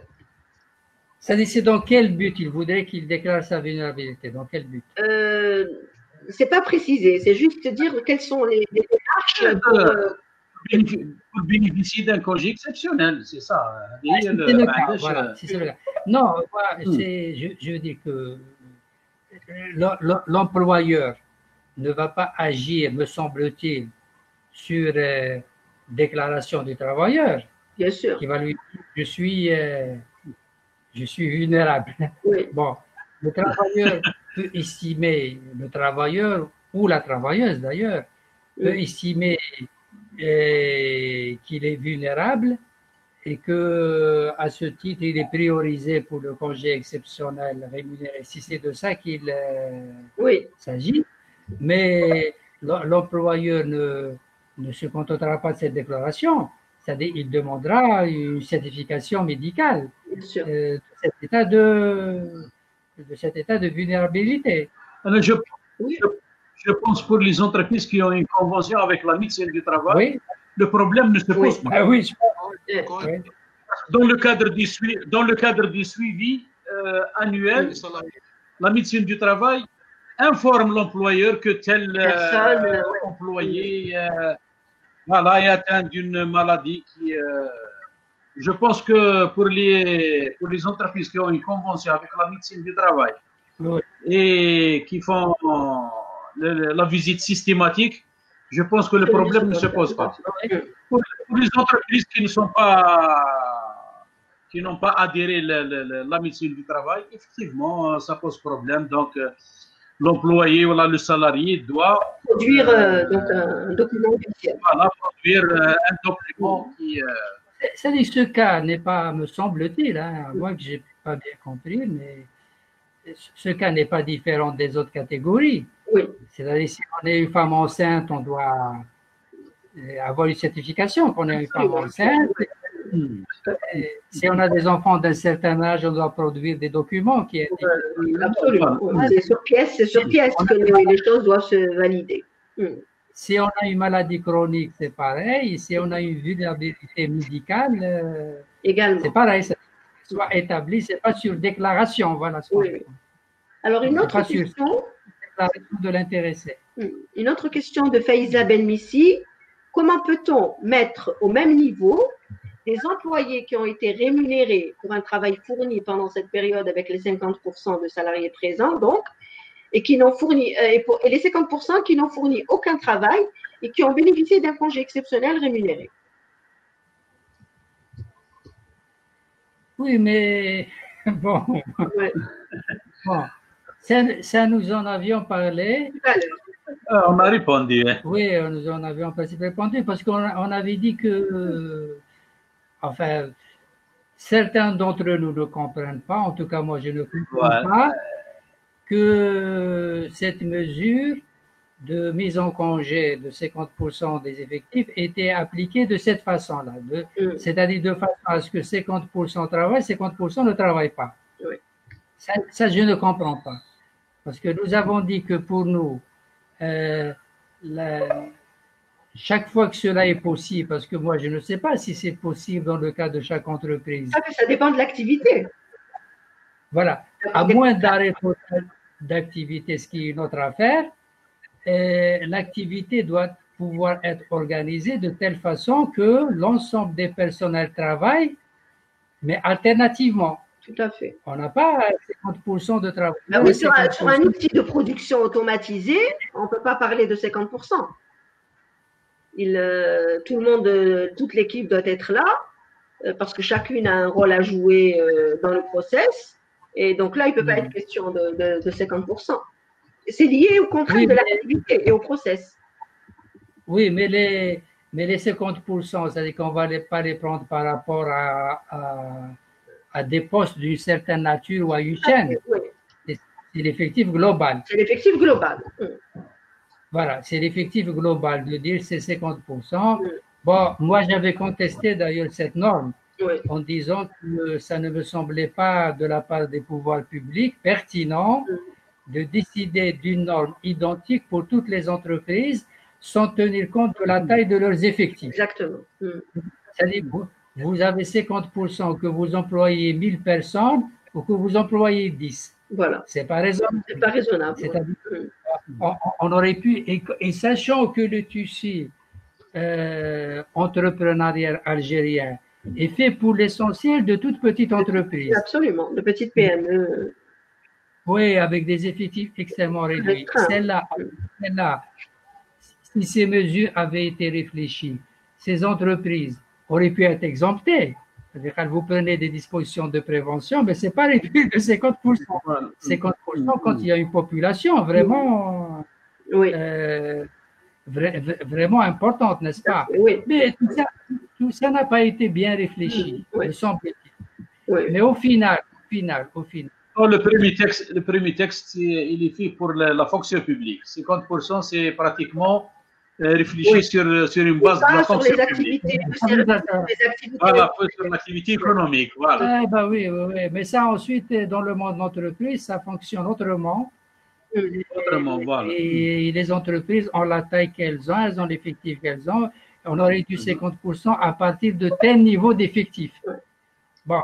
Et tout ce que nous disons là, ça ne sert pas les personnes qui nous écoutent parce que les choses, je dirais que le mal est fait. Oui. Mais ça ne nous empêche pas de réfléchir à haute voix. Et donc, j'ai dit seulement à cette personne, oui, il aurait fallu, maintenant c'est trop tard, il aurait fallu au départ qu'il s'organise, si cela était possible, de faire ça que tout le monde travaille, mais que tout le monde travaille alternativement, donc travaille finalement à temps partiel.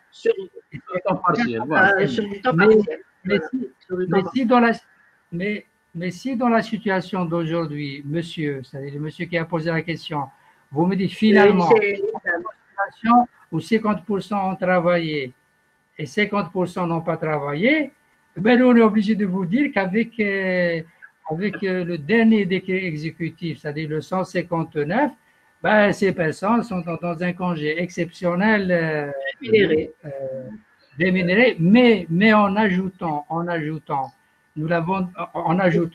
répétant, nous vous avons dit tout à l'heure que les personnes qui sont en congé, c'est celle-là la réponse à votre question. Les personnes qui sont en congé exceptionnel, que vous avez mises au chômage, auxquelles vous n'avez pas donné l'occasion de travailler alternativement, j'insiste, quoi. Ben, vous n'allez pas les rémunérer comme vous rémunérez ceux qui travaillent. Parce que, encore une fois, le texte a dit congé exceptionnel rémunéré. Il n'a pas dit avec maintien de la rémunération. C'est-à-dire qu'ils peuvent être rémunérés à un taux inférieur à celui qui était la rémunération habituelle. Autrement dit, ils ne gardent pas la totalité de leur rémunération. C'est en tout cas l'interprétation sur laquelle M. Boujlida et moi-même sont d'accord. Enfin, j'ai dit ça pour parler de ceux qui sont impliqués dans le droit du travail. Tout à fait. Aussi. Alors, une question de M. Yassine Foudad. Comment les entreprises ont recouru oui, il y a une question.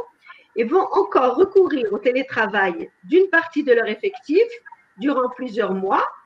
Est-ce qu'il n'est pas nécessaire de développer plutôt la négociation collective ou individuelle que d'attendre une loi spécifique sur ce thème. Ah, pardon, est-ce que Donc, comme les parce que le son n'est pas bon pour moi. Oui, alors comme les entreprises ont recouru et vont encore recourir au télétravail d'une partie de leur effectif durant plusieurs mois, est-ce qu'il n'est pas nécessaire de développer plutôt la négociation collective ou individuelle que d'attendre une loi spécifique sur ce thème? Ah oui, une question de M. Yassine Foudel. C'est ça. Mais j'ai bien compris, d'accord.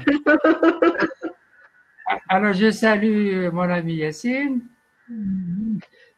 Et finalement, il y a plein d'amis là ce soir. Ah oui, pourquoi hein? Je cache derrière les météos. Bon, mon cher Yassine, oui, je suis pour ma part, oui, tout à fait d'accord. C'est-à-dire que, enfin, c'est pas le terme d'accord ou pas d'accord, mais je veux dire, oui, je dirais en généralisant, puisque ma spécialité c'est de généraliser. Vous l'aurez compris, quoi. Ensuite, M. Boujlida va me ramener sur terre, quoi. Voilà. Une fois que j'ai flotté un peu. Oui, oui, en toute chose, c'est-à-dire dans ce domaine comme dans d'autres, j'ai pour habitude dans mes enseignements aux inspecteurs du travail, aux gens de l'entreprise, de dire, s'il vous plaît, n'attendez pas sur les questions qui ne sont pas traitées par la législation, par la réglementation ou qui ne sont pas suffisamment traitées, n'attendez pas des textes. Agissez, allez de l'avant. Chaque fois que cela ne s'oppose pas à la législation, concluez des accords.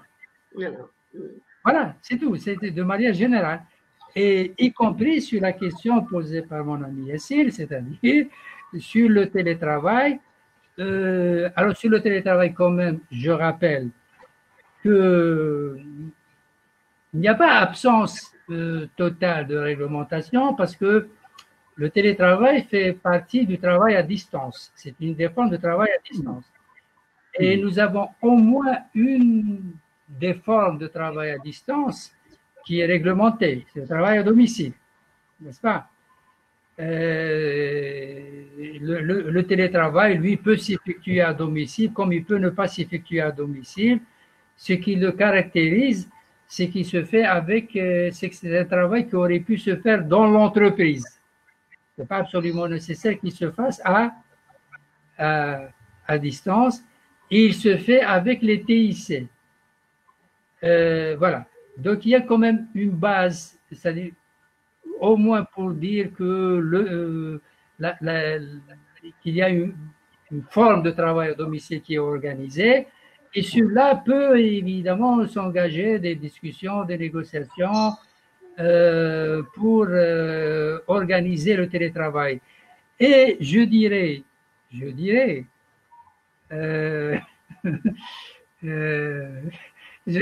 en fait, je ris parce que j'allais dire, et je dirais même plus, mais ça rappelle une bande dessinée, quoi. Alors, je dirais que de toutes les façons, si on fait, comme le suggère Yassine, si on fait dans un domaine donné une bonne convention, et si possible, pas une convention d'entreprise, une super convention, une convention de rang supérieur, entre organisations syndicales de salariés et patronales, eh bien, croyez-moi, soit on pourrait tout simplement ne pas avoir besoin de loi du tout si elle est satisfaisante, soit si on estime qu'il faut faire quand même une loi, eh bien, cette loi ne fera rien d'autre que de formaliser cette convention collective. C'est-à-dire ce que dans certains pays européens, on appelle un peu des formes de loi négociées. C'est-à-dire que c'est d'abord la négociation qui a permis de poser des normes et ensuite la législation est intervenue pour lui donner un caractère impératif qui va l'imposer au-delà des acteurs qui l'ont négocié et conclu. Ben oui, ça c'est la démarche moderne. Il ne faut pas être dans l'attentisme. Il ne faut pas attendre que les lois tombent du ciel. En pratique, la pratique a toujours dévancé le droit dans tous les domaines. Et je pense que le télétravail, il est pratiqué, surtout depuis mars, il est pratiqué dans beaucoup d'entreprises. Vous savez, la pratique, elle existe. Elle existe avant le Covid. Et elle a pris une place importante durant la période le Covid. Et j'espère, comme l'a signalé Monsieur le directeur général de l'INT, M. Dridi, lors de l'émission Leader la chaîne 3, qu'il y a des textes qui sont peut-être en préparation, qui prévoient, voilà, qui réglementent. Mais je pense que la négociation collective doit dévancer, qui m'a dit M. Kourich, avec une convention peut-être de rang supérieur, voilà, convention de branche, voilà, doit justement donner des repères pour les partenaires sociaux, surtout pour les petites entreprises, de s'insérer dans le procédé, le travail. Si vous permettez, par rapport au télétravail, il y a quand même deux points importants à traiter. C'est le mode de rémunération du télétravail, qui est quand même une question importante. La deuxième question, c'est les aspects liés à la sécurité sociale. Quelqu'un qui tombe malade chez lui ou qui, en sortant faire des courses pendant la période où il est censé être en télétravail, a un problème. Est-ce qu'il est pris en charge par la sécurité sociale et de quelle manière? Les questions aujourd'hui autour du télétravail, ce sont celles-là. La rémunération, on peut toujours trouver des solutions. Voilà. Des solutions. Mais avec le problème, c'est avec la négociation, il y a des possibilités de trouver des solutions. Mais le problème est lié à la sécurité sociale. Quelle prise en charge? Oui, ce que vous êtes en train de dire, Madame Foudet. Mais là, notre webinaire est en train de se transformer carrément en séminaire de réflexion. Oui. Voilà. Enfin, non, ce qui me gêne un peu dans cette affaire-là, c'est que comme on est dans le virtuel, que nous ne voyons pas le public, j'ai aucune impression, je ne sais pas. Si on répond correctement, si on répond aux attentes. Je ne lis pas l'expression des visages pour savoir si les gens adhèrent ou n'adhèrent pas. Ça m'ennuie vraiment. C'est frustrant, c'est frustrant. Pour savoir si on doit arrêter ou continuer ou passer à autre chose. Je vous dis ce que vous dites là. Et ce que disait M. Boujlida, je souscris tout à fait. Pourquoi? Parce qu'en fait, vous nous avez rappelé un peu à l'ordre en disant oui, bien sûr, la convention c'est bien, mais attention, vous nous dites, c'est comme ça en tout cas que je vous entends. Madame. Oui. Vous nous dites, mais quand même, attention, il y a des questions qui pourront au final n'être réglées que par les pouvoirs publics. Vous ne pouvez pas régler ces questions de sécurité sociale, etc., dans le cadre d'une convention. La rémunération, la durée du travail, tout ça, vous pouvez le faire dans une convention collective, mais pas le rapport à la sécurité sociale. C'est tout à fait évident. Pour terminer sur ce point-là, vous savez, le télétravail tel qu'il est pratiqué dans les pays de l'Union européenne, c'est une convention de 2006. Entre les organisations syndicales et patronales. On a fait une convention. Et certains États sont contents et d'autres, c'est sur la base de cette convention qu'ils ont fait leur législation. Et justement, alors, j'en profite pour dire si des fonctionnaires du ministère du Travail autres que ceux de l'Institut national du travail sont à l'écoute. Oui, ça devrait être un des, à mon avis, n'est-ce pas, c'est une recommandation que je fais. Ça peut être un des rôles du ministère du Travail, au lieu de penser toujours en termes de législation à faire, de réglementation, etc., de voir comment est-ce qu'il peut dynamiser la production de normes par ce qu'il est convenu d'appeler les partenaires sociaux. Alors, si on a été aussi lent sur cette question, c'est quand même la faute de Yassine. Hein, c'est lui qui les a posés. Rappelons-le. Alors, M. Abdelnasser Belmihoub, qui est donc avocat, maître de conférence et avocat, pose la question suivante. Monsieur Abdelnasser Belmihoub. Ah, Abdelnasser Belmihoub, oui. Oui. Pensez-vous que le travailleur a le droit de se retirer du lieu de travail parce qu'il craint pour sa santé en raison de l'épidémie? Ah, ben oui. Voilà. Le fameux droit de retrait. Mon cher maître, puisqu'il s'agit d'un avocat, moi je suis sûr que maître Belmihoub, c'est ça? Belmihoub, oui. Belmihoub.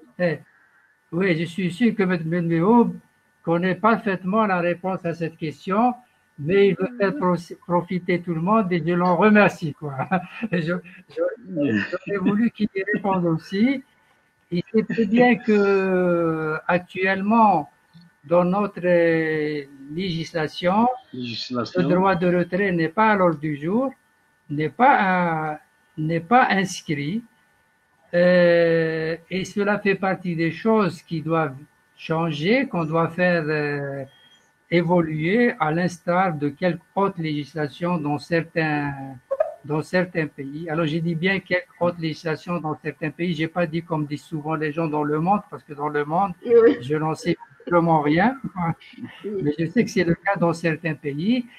Et je sais aussi que l'une des conventions, dont je ne me rappelle pas bien sûr le numéro, l'intitulé de l'Organisation internationale du travail, justement, en matière de sécurité au travail, évoque ce droit de retrait, n'est-ce pas? Oui. Et donc, il s'agit de quoi? Je ne le dis pas pour mettre Belmihoub, lui il le sait, je le dis pour les autres. Et il s'agit de la possibilité qui est donnée à un travailleur qui se sent particulièrement en danger de ne pas attendre, de quitter son poste de travail sans encourir de sanctions, disciplinaires, n'est-ce pas? Oui. Alors, ceci étant dit, puisque ce droit n'est pas codifié, et on peut quand même faire, ça me vient à l'esprit là, une analyse et dire quand on examine dans la loi 90-11, maître Belmihoub, quand on examine les dispositions de l'article 73 de la loi 90-11 sur les cas de faute grave, en tout cas ceux qui sont légiférés. Et l'une des fautes qui vient en premier et qui expose au licenciement, c'est le fait de ne pas exécuter les instructions de l'employeur sans raison. Alors, je pense qu'en faisant un effort d'analyse, un avocat comme vous pourrait, le cas échéant, soutenir que même si le droit de retrait n'est pas codifié, ce travailleur s'est retiré, donc il n'a pas exécuté les instructions de la hiérarchie avec une raison tout à fait valable parce qu'il peut être établi qu'il était en danger. Donc, on peut construire quelque chose là-dessus, oui. me semble-t-il. Vous avez quelque chose à rajouter, M. Boujida? Non, ce que je peux ajouter, c'est que parmi les droits du travailleur, je peux citer le respect de l'intégrité physique et morale et de la dignité. On peut c'est un droit, mais le droit il n'est pas réglementé dans la législation. Très bien, merci beaucoup. Mais le principe il est posé dans la loi 90-11, l'article 6. Très bien, merci beaucoup. Alors, M. Zoubi Silhaj Mohan pose la question suivante. J'ai s'il vous plaît une question.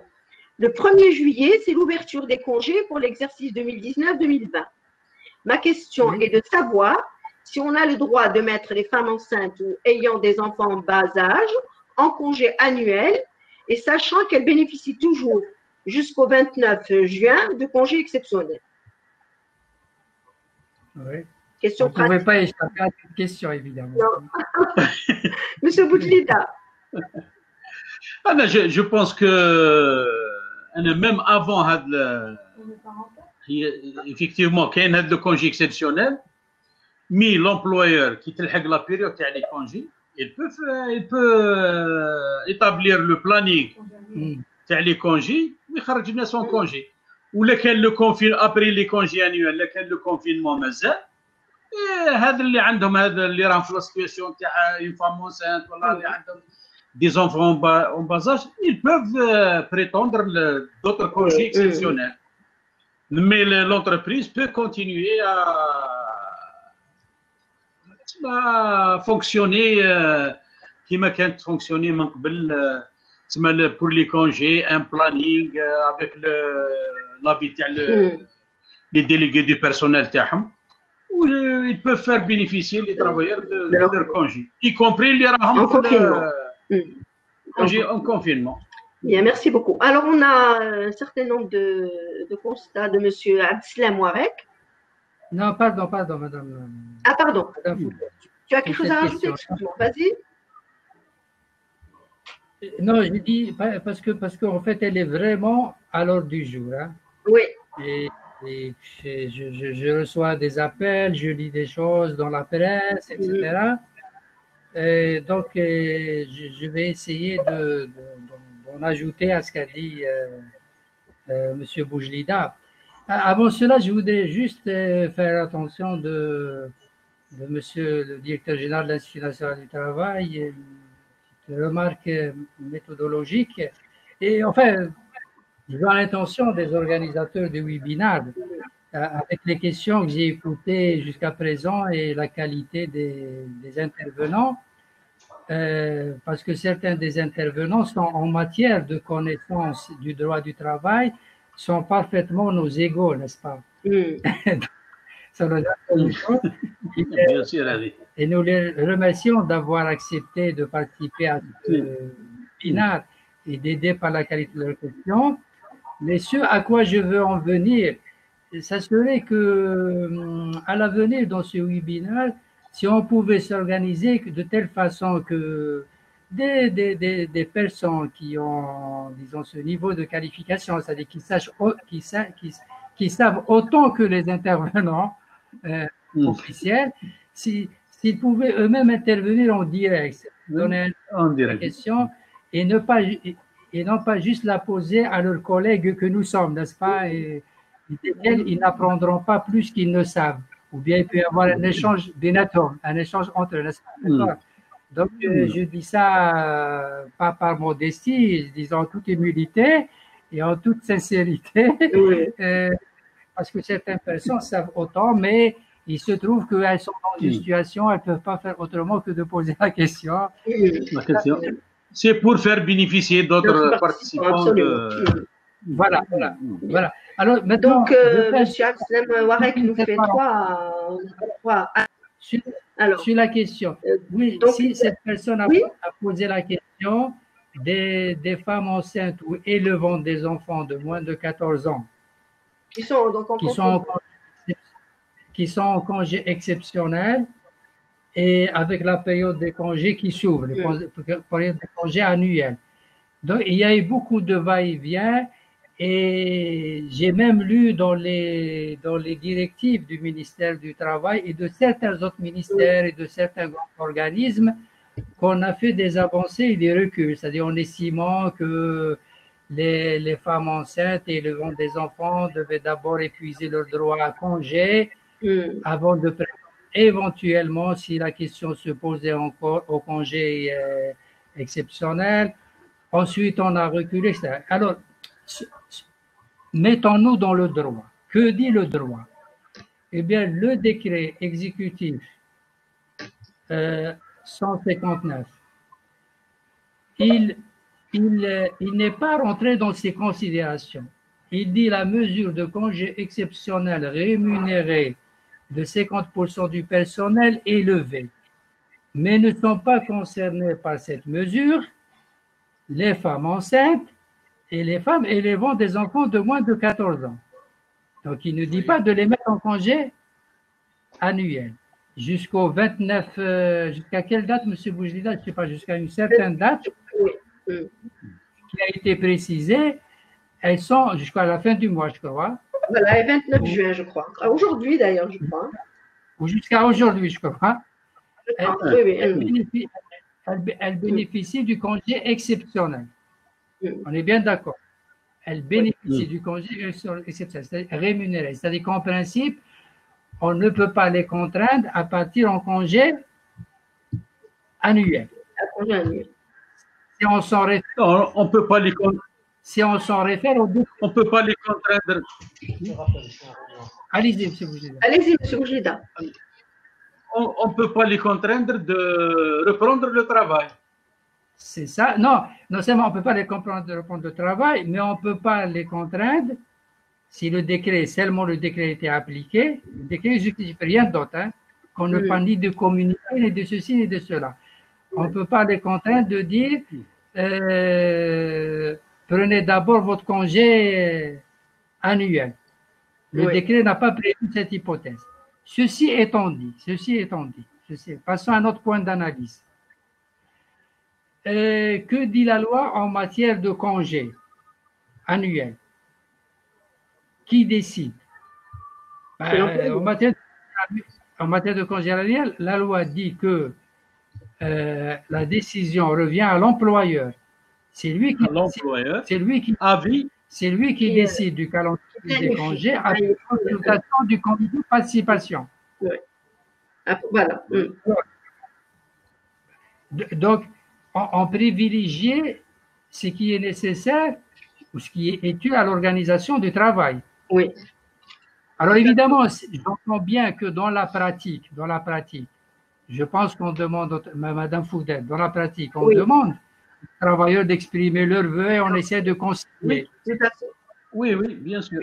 Ce qui peut être concilié, bon, ce qui n'est pas toujours possible, mais qui peut l'être parfois. Donc, puisqu'on rentre dans la période de congé, mettons à part la question du Covid et du congé exceptionnel. Les employeurs vont faire des plannings de congés. Tout à fait. Selon ce qui est nécessaire à l'organisation du travail. Oui. Et selon leur, je vais dire, selon leur démarche habituelle, n'est-ce pas? Exact. À mon avis, sans avoir à tenir compte de cette situation particulière. Oui. C'est-à-dire, s'il doit y avoir un calendrier de congés, avec consultation des comités de participation, il y aura un calendrier de congés. Tout à fait. Et les gens qui seront concernés par les congés, qu'elles soient femmes enceintes ou pas, élevant des enfants ou pas, seront mises ou mis en congé comme elles le sont ou comme ils le sont habituellement. Habituellement, voilà. Je ne sais pas si j'ai été clair, mais… Non, c'est clair. Et merci. Alors, Monsieur Abd Silamouarek trouve que ce webinaire est intéressant. Ensuite, sur la question du télétravail, donc le débat actuel du télétravail tourne autour des conditions de travail. Madame Foudet a abordé la question de la prise en charge par la CNAS. C'était pas exactement ça. Hein. Et il vous rappelle que la convention dont il était question, c'est la convention 155, ratifiée par l'Algérie en 2006. C'est ça, oui. Donc, il y a un peu quelques rappels. Alors, merci. Madame… Voilà, donc ensuite, Madame Nassera Djemaoui pose la question suivante. Je voudrais savoir si l'employeur a le droit de refuser la réintégration des travailleurs concernés par le confinement, c'est-à-dire les 50% de la liste des confinés. Oui. De refuser la réintégration. C'est-à-dire, est-ce qu'il a le droit de refuser la réintégration des travailleurs concernés par le confinement? Le confinement a été levé. C'était l'essentiellement. Le confinement a été levé. Oui, monsieur Dédé. Monsieur Boudjlida, à titre indicatif, il nous reste à peine 4 minutes pour terminer ce webinaire. D'accord. Merci. Je sais que l'ambiance est tellement intéressante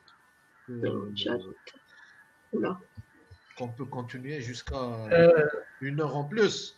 Mais nous sommes fixés par des délais. Donc, ce qui est clair, je tiens à informer l'ensemble des présents qui assistent à ce webinaire. Demain après-midi, nous allons publier sur le site web, sur la page Facebook de l'INT et de nos amis d'Emploatic, le prochain thème du prochain webinaire, qui aura lieu logiquement le même jour et la même heure. Donc, il va y avoir des statistiques par rapport à ce qui s'est passé aujourd'hui. Mon ami Louay Jafar, PDG d'Emploatic, nous ferons un point de situation et nous publierons tout ce qui s'est passé. Donc, chose aussi qui est intéressante, ce webinaire est enregistré automatiquement. Donc, il va être publié sur le site web de l'INT, la page Facebook et le site d'Emploatic. Même les personnes qui se sont inscrites et qui n'ont pas pu suivre ce webinaire peuvent télécharger l'enregistrement et revoir ce qui s'est passé, ce qui s'est déroulé. Alors, juste une remarque, monsieur Dédé, si vous permettez. Il y a un certain nombre de questions sur le chat sur lesquelles on n'a pas eu de réponse. Ce serait intéressant de récupérer toutes ces questions et de les mettre dans la fac de l'INT, de façon à ce qu'on puisse répondre à ceux pour lesquels nous n'avons pas eu la possibilité de répondre. C'est ce que nous allons faire avec nos amis d'emploi. Mais voilà, leur recommander de nous reprendre toutes les questions. Il y a des questions qui se recoupent sur le télétravail, mais il y a quelques questions pour lesquelles il aurait été intéressant qu'on puisse répondre. Parfait. Madame Boudel. Ça sera fait. Oui. Pour ne pas léser. Voilà, pas qu'il y ait de frustration par rapport à ce webinaire. Oui, monsieur. Allô, Madame Boudel? Oui, monsieur. Alors, quand même, sur la dernière question, oui, allez-y. Parce que quand même, elle est trop importante pour la laisser passer. Oui. Encore que je suis sûr qu'il y a un arrière-plan qui nous échappe dans cette question-là, parce que je ne pense pas qu'elle soit aussi simple qu'elle en a l'air. Mais puisqu'on n'a pas le temps de la faire préciser par la personne intéressée, et on va la prendre comme elle est. Et répondre que bien évidemment, il ne peut pas refuser la réintégration. Bon, moi, évidemment, j'aurais voulu savoir à quoi il a pensé en disant est-ce qu'on peut refuser la réintégration, etc. Il n'a pas développé. C'est sûr, si on l'apprend comme ça, très simplement, il ne peut pas refuser. D'autant plus que le décret 20-150 exécutif 20-159 est intervenu pour préciser que la mesure de mise en congé exceptionnelle est levée. Et donc, si celle-ci avait entraîné pour une partie du personnel une suspension de la relation de travail, c'est-à-dire de par les dispositions de ce décret, eh bien, exécutif, cette suspension a pris fin et les personnes sont de droit réintégrés, quoi. Tout à fait. Si on est arrivé à la fin, comme disait monsieur. Oui, monsieur Didier, oui. Alors vous me permettrez quand même de dire à l'honorable public que moi-même, monsieur Khouriche, pour ceux qui sont des férus du droit du travail, je suis l'auteur d'un ouvrage de droit du travail en 2 tomes, n'est-ce pas? Celui qu'on voit derrière moi dans ma bibliothèque, droit du travail. qui est la dernière édition. C'est une édition de janvier 2010.